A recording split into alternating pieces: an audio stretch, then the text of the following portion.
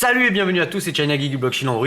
Ça faisait un petit moment qu'on s'était pas vu, dis donc, hein, depuis le UMIZ, donc il s'est passé quelques semaines. Là, j'ai reçu pas mal de produits, donc là, ça va s'enchaîner. Hein. Vous avez pu voir le test de Domenico, hein, le Doogie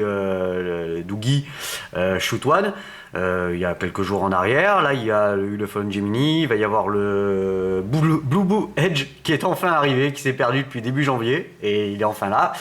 Il y a un Xiaomi qui va arriver, il y a encore je sais pas quoi, enfin bon, une Mi Z Pro, quelques petites choses comme ça. Voilà. Le smartphone m'a été envoyé par la boutique Gearbest, hein, comme d'habitude DHL 29 euros. Bah voilà, on change pas une équipe qui gagne, hein, tant qu'on peut faire du pognon, bah on le fait, hein, c'est ça, malheureusement. Donc ce Ulefone Gemini, comment ça se passe? Bah ça se passe plutôt comme un Ulefone, voilà. Alors, à l'intérieur de la boîte, qu'est-ce qu'on retrouve? Un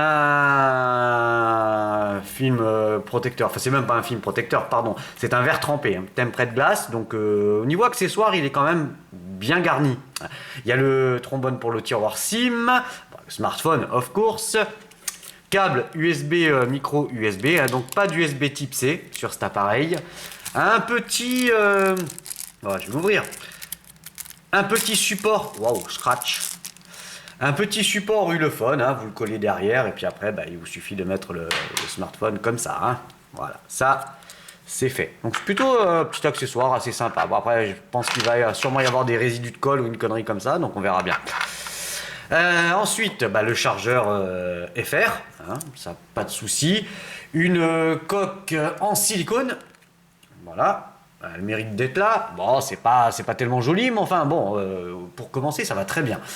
Et un petit fascicule en anglais qui vous détaille un petit peu anglais, italien, on peut le voir. Et je n'ai pas été voir. Oui, il y a du français. Nananère, ouais. Il y a du français, donc voilà, hein, c'est bien. Enfin, ce sont vraiment les fonctions de base. Hein. C'est vraiment pour vous montrer où sont les boutons et ainsi de suite. Alors, au niveau des caractéristiques techniques de ce Ulefone Gemini, vous savez qu'il y a une version Pro qui va sortir un petit peu plus tard. Donc la diagonale d'écran, c'est un 5,5 pouces. La résolution, c'est de la Full HD 1920 par 1080. Le CPU et le GPU, donc on est en présence d'un quad-core, d'un petit quad-core cadencé à 1,5 GHz. C'est le MT6737T, dit turbo.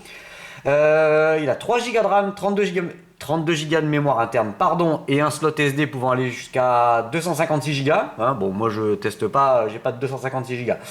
Mais là 64 ça passe. Il est 3G, 4G, dual SIM, donc un emplacement micro SIM, un emplacement nano SIM. Il a le Bluetooth 4.0, la Wi-Fi ABGN, GPS, l'assistant GPS, un double capteur photo sur l'arrière, on en parle juste après. Le lecteur d'empreintes digitales sur la face avant, hein. Bon, on reviendra là-dessus juste après. Les capteurs photo à l'arrière, donc c'est du 13 millions de pixels et du 5 millions de pixels. Et sur la caméra frontale, c'est un 5 millions de pixels interpolé en 8.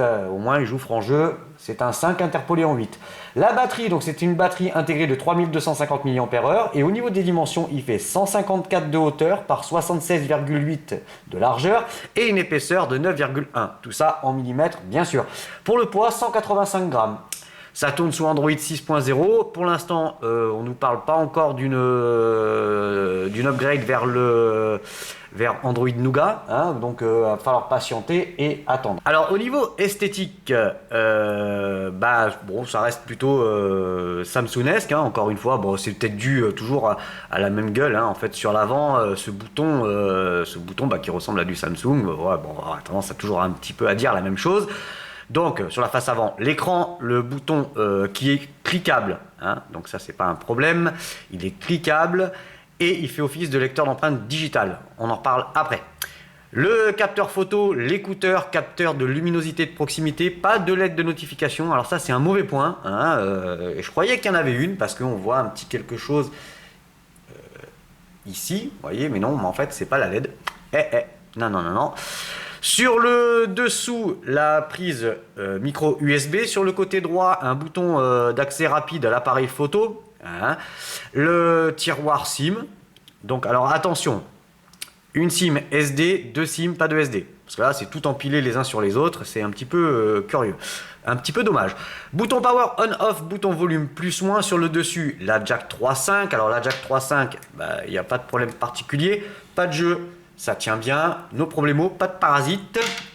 Sur l'arrière, on retrouve donc le double capteur avec flash LED, le logo de la marque Ulefone, et puis voilà, un contour tout métal. Châssis unibody, of course. Voilà, donc bon, c'est vrai qu'il est un petit peu épais, mais enfin bon, voilà, batterie 3250. Hein. Sur le dessous, donc le micro, j'ai oublié, et le haut-parleur. Voilà, on a fait tout le tour, on va passer à la partie multimédia. La partie multimédia, on va commencer par le lecteur d'empreintes digitales, hein, bien entendu, puisque là maintenant on a quasiment ça sur tous les appareils. Hein. La plupart ont un lecteur d'empreintes digitales maintenant, c'est devenu à la mode. Alors premier truc moi qui me chiffonne par rapport au lecteur d'empreintes digitales, c'est que bon, vous mettez le doigt et il se passe rien. Donc vous êtes obligé de le débloquer et après ça marche par contre parfaitement. Je peux même le mettre comme ça, vous voyez. Si je mets un autre doigt. Voilà, non reconnu, il va reconnaître uniquement mon pouce que j'ai rentré. Donc ça, c'est plutôt une bonne chose. Et ça marche vraiment dans tous les sens. Enfin, quoi que j'ai pas essayé à l'envers. Oh, allez, soyons fous. Cascade, à l'envers. Et ça marche à l'envers. Donc, vous voyez, le lecteur d'empreintes digitales réagit très bien, très vite. Et voilà, mis à part ce fait de déverrouiller, enfin, d'appuyer sur le bouton on-off avant et de déverrouiller par l'empreinte digitale après. C'est un petit peu dommage. Hein. De suite, ça aurait été quand même plus agréable. Donc lecteur d'empreintes digitales, c'est juste bien, très bien. Les affreux Jojo, on va aller faire une petite lecture vidéo pour voir un petit peu ce que ça donne. Big Bunny, comme ça vous aurez un petit peu un aperçu du son aussi. Les contrastes.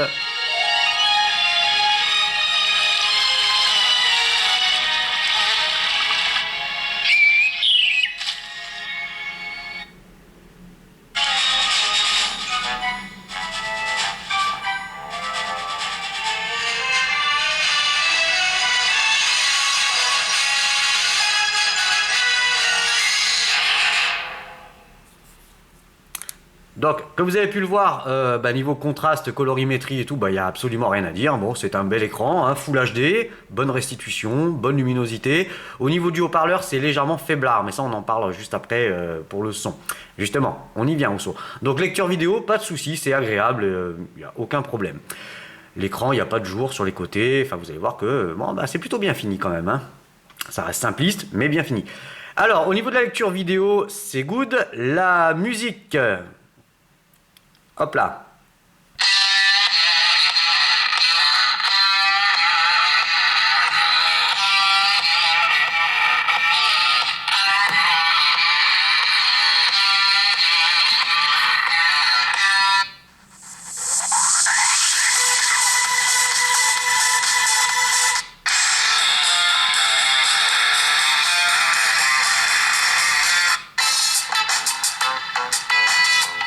Bon, vous avez pu l'entendre, le haut-parleur, c'est pas folichon. Sincèrement, ça manque clairement de puissance. Dès que vous avez du bruit ambiant, vous regardez une vidéo ou quelque chose, ou même que vous écoutez de la musique directement par le haut-parleur, s'il y a du bruit ambiant, ça commence à devenir vite compliqué. Au niveau du son au casque, c'est plat. C'est plat, malheureusement, pareil encore une fois, ça manque de puissance et j'ai pas réussi à ajuster un son correct. Donc c'est un petit peu ballot. Donc le son, ça sera pas vraiment son fort.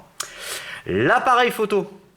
Alors l'appareil photo, hein, la particularité c'est qu'il a un double capteur, hein, voilà, SLR caméra. Au niveau de la caméra frontale, allez on y va. Salut les copains. Donc on va aller regarder. Taille d'image, donc 8 millions de pixels. Hein. Vous savez que c'est un 5 millions de pixels interpolé en 8. Localisation, on s'en fout. Désactiver la caméra. En plus, désactiver la caméra. Voilà. Hein. Toucher l'écran pour prendre une photo. Il y a quand même, par contre, beaucoup de. Au niveau de la qualité vidéo, on peut aller jusqu'à élevé. Hein, donc voilà. Il y a quand même beaucoup d'options. C'est quand même une bonne chose, ça. Allez, on va se faire un petit selfie. Hop là. Voilà. Bon, vous voyez, c'est pas... Ouais, ça va. Ça va, ça va, ça va. Suivant l'éclairage, j'ai pris une photo à un autre endroit et bon, bah, l'éclairage n'était pas terrible et ça a tendance à griner vite. Là, bon, j'ai un bel éclairage, forcément, j'ai le, le gros lampadaire au-dessus et forcément, bah, voilà, ça joue quand même. Voilà, bon, la caméra frontale, on va dire que c'est quand même plutôt pas mal.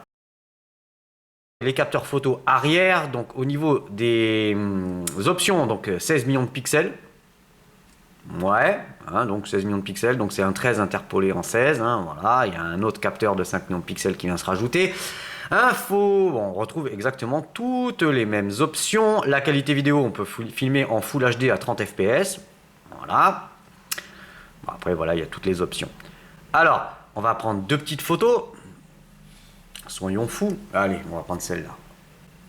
Ça, vous voyez un petit peu. Oh, je vais zoomer sur le... Oh non, allez, au centre, comme ça. Voilà.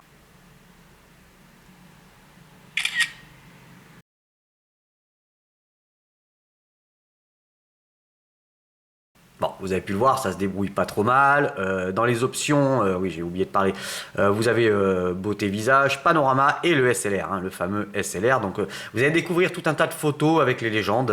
Maintenant, photos, vidéos de jour, de nuit.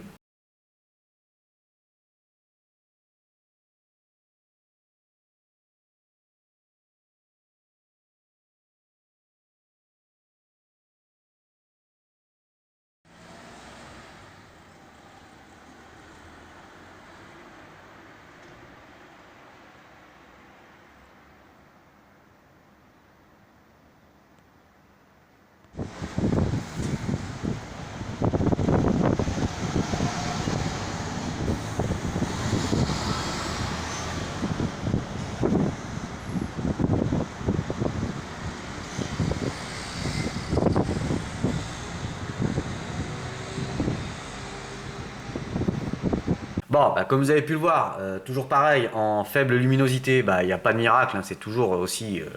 ouais, ouais, voilà, je vais rien dire de plus. Hein. Je vois vraiment pas ce que ce double capteur apporte de plus en particulier. Voilà, c'est plus... là, ça devient plus gadget qu'autre chose. À la limite, un bon capteur, hein, bien géré au niveau logiciel, ça serait quand même mieux que deux capteurs. Bah, donc ça reste du ulefone, hein, malheureusement. Le GPS. Alors le GPS, c'est plutôt une bonne surprise et vous allez découvrir une capture vidéo maintenant.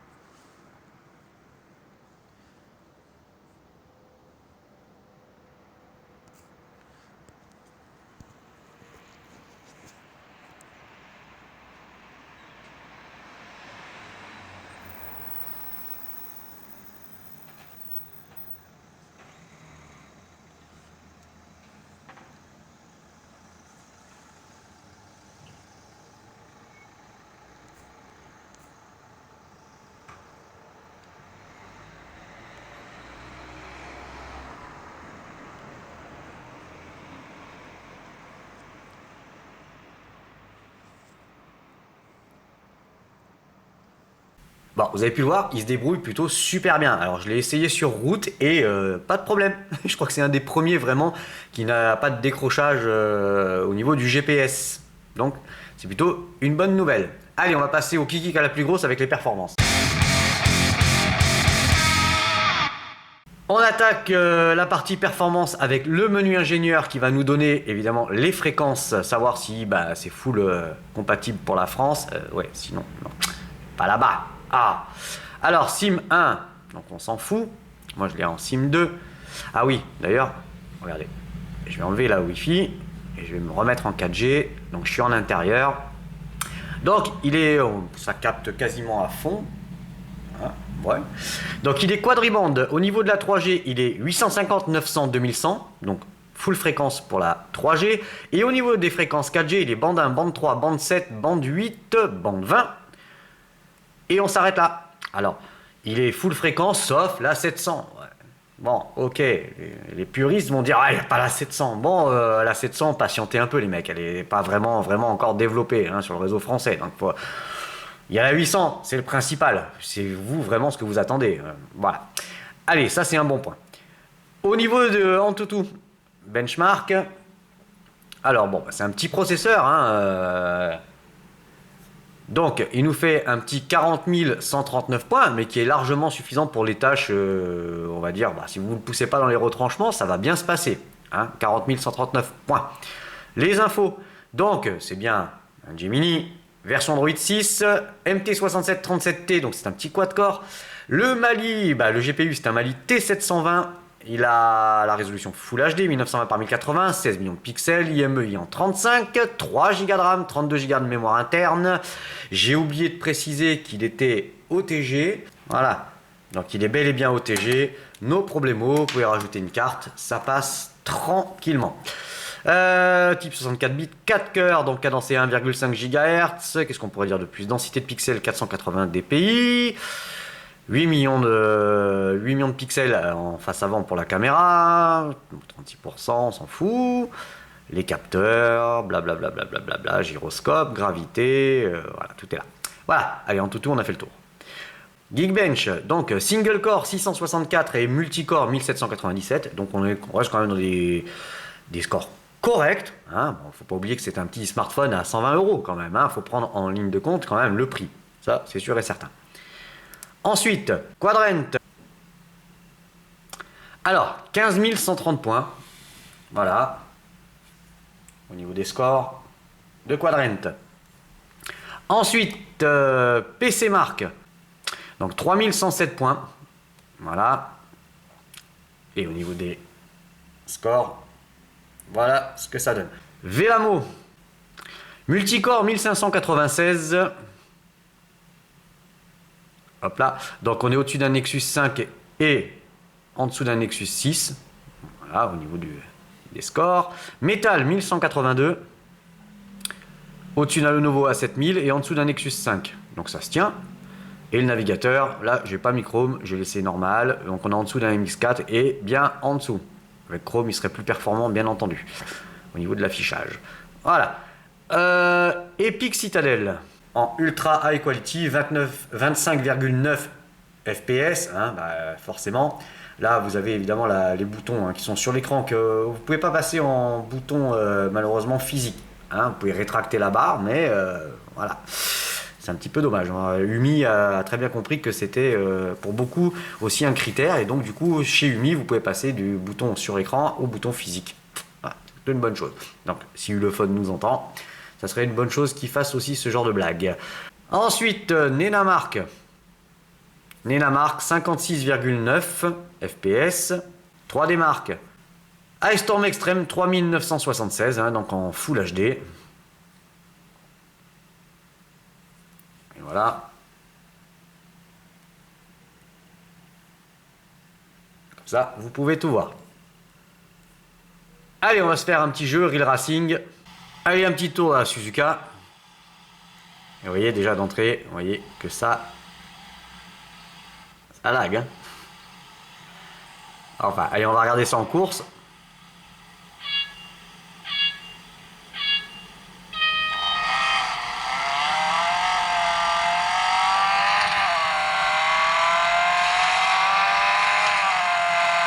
Vous voyez, le paysage, ça défile, c'est pas très fluide. Hein. Franchement, ça montre vite ses limites. Hein.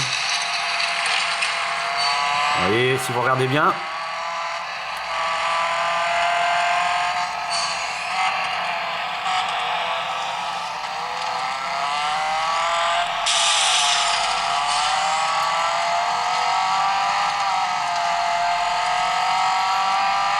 Vous voyez, voilà, donc il a vraiment quelques petits soucis pour les gros jeux.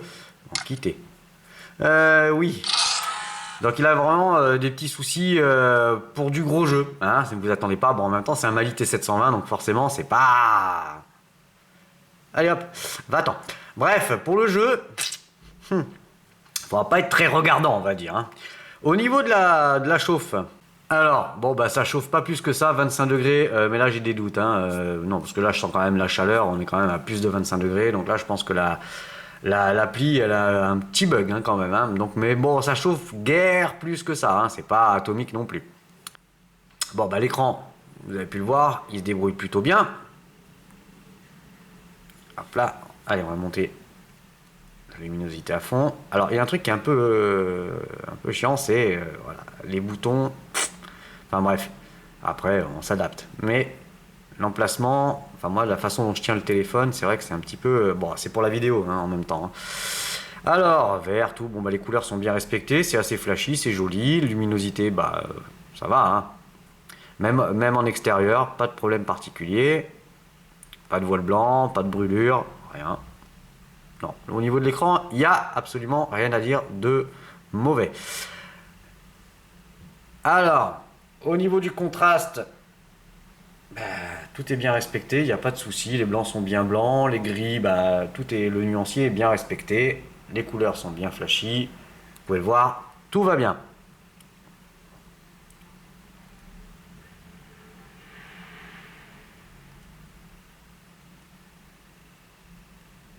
Voilà, donc là, il n'y a pas grand chose à dire vraiment sur l'écran, si ce n'est qu'il est de bonne qualité. Alors au niveau bah, de l'angle, vous voyez, je suis presque, on voit parfaitement bien, bon angle de vue, il n'y a pas de souci. Ensuite, allez, oui, la petite pub. Multitouch, bon alors là il n'y a pas de, voilà c'est un 5 points, hein, multitouch, on va pas mettre un 10 points hein, sur un smartphone à 120 euros ou alors il sera à 150 forcément. Donc bon, voilà, bon ça reste un petit smartphone on va dire.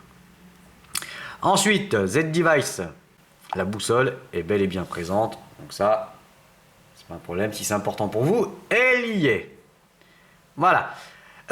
Au niveau de la ROM, alors la ROM elle est plutôt propre, le thème est assez joli, hein. Moi je le trouve vraiment joli au niveau des icônes et tout, c'est ouais pour une fois ben c'est appliqué, c'est joli, ça change un peu, c'est plutôt pas mal. Voilà, je l'ai pas viré, je l'ai pas viré, c'est plutôt bien. Donc la ROM elle est propre, il n'y a pas de cochonnerie chinoise dedans, hein. Moi j'ai pas eu de bloat, rien du tout, pas de malware. J'ai rien constaté en tout cas hein, sur l'utilisation. Ça fait une semaine que je m'en sers. Et, sincèrement, tout se passe bien. Le Play Store est bel et bien présent. Dans les paramètres, bah, Wi-Fi, téléchargement turbo. Donc vous couplez votre data avec la Wi-Fi pour un téléchargement plus rapide. Bluetooth, le Hot Note pour le partage des fichiers entre smartphones. Carte SIM, bon ça on s'en fout. Consommation de données. Affichage, donc vous avez le Miravision hein, qui est bel et bien présent. Donc là je suis en mode brillant. Et en contraste dynamique, donc contraste dynamique, dynamite, ça fait pas pareil. Vous voyez, ça ajoute quand même une nette profondeur quand même dans l'écran. Son une notification, s'en fout. Application, bon bah voilà, toutes les applications qui tournent et qui sont présentes sur le smartphone. Bon et là il y a toutes les miennes, il y en a déjà un paquet. Stockage et USB, donc il est OTG, vous pouvez rajouter, donc bon, ça, je vous montre un petit coup. Donc là, il y a bien 32 Go de mémoire interne, et là, j'ai mis plein de choses dedans. Ensuite, la batterie, donc vous avez un mode mise en veille économie d'énergie, ouais, pourcentage batterie. L'autonomie, on en parle juste après. La mémoire, on est bien sur 3 Go de RAM, comme vous pouvez le constater. Localisation, oh là là, localisation, donc voilà le GPS, on a pu le voir, sécurité, le lecteur d'empreintes digitales, les comptes Google, langue et saisie, vous avez bien sûr toutes les langues disponibles, Android avec clavier AZERTY, assistant intelligent, ouais bon blablabla, que dire de plus, voilà, assistant intelligent ça vous permet de régler aussi les boutons hein, dans quel ordre vous voulez et malheureusement bon bah vous pouvez cacher les boutons comme je vous ai dit hein, ici mais vous ne pouvez pas passer en bouton physique, c'est un petit peu dommage. Bon bref, puis il y a plein d'autres petites options. Ensuite accessibilité, impression, option pour les développeurs. À propos du téléphone, donc c'est bien un Gemini version Android 6, voilà Marshmallow, on est tout bon, donc peut-être une upgrade vers Android 7, voilà. Je sais pas, on verra ce que ça va donner. Pour l'instant, on n'en entend pas parler. Alors, au niveau de l'autonomie, bah, il tient une journée. Ouais. Et 3250 mAh, bah, une journée. Voilà, j'arrive pas à faire plus que ça, moi. Hein. Et j'ai pas une utilisation de fou. Hein. Donc, j'ai une utilisation, on va dire, plutôt basique. hein. Bon, il y a beaucoup de notifications push, ça je le dis à chaque fois, du au blog, à YouTube, à machin, un truc à bidule, mon Gmail qui il pleut des mails à longueur de journée. Mais voilà, et en sachant que moi je mets pas Facebook, donc je tiens une journée, mais une bonne grosse journée. Après, voilà, avec Facebook, je pense que ça sera vraiment du 7h le matin, 20h le soir. Et après, il va falloir lui coller le chargeur, hein. Ça, c'est un petit point qui sera peut-être amélioré lors des upgrades. Mais là, pour l'instant, j'ai pas eu de mise à jour, hein. Je l'ai torturé pendant 1 heure, donc 30 minutes de YouTube, hein, connecté tout en Wi-Fi. Donc batterie pleine à 100%, au bout d'une demi-heure, j'ai fini à 89%. 15 minutes de musique avec mon casque Bluetooth, donc Bluetooth forcément enclenché. 89%, je finis à 85%, j'ai perdu 4%. Et 15 minutes de Real Racing connecté, encore une fois, à mon compte Google Jeux. 85%, je finis à 78%, donc il a quand même perdu 22% en 1 heure de temps. Et donc, comme je vous disais, il tient une journée. Voilà, ça s'arrête là. Ça s'arrête là, ça s'arrête là. On va faire les pour, les contre, et puis où l'acheter. Alors, les conclusions pour ce Ulefone Gemini, hein, qui reste... c'est encore un peu... Il y a des bonnes choses, comme beaucoup d'accessoires, machin, mais il y a quand même des choses... Ouais, enfin, bref, les pour. Donc, le prix, ouais, 120 €, ça me paraît bien.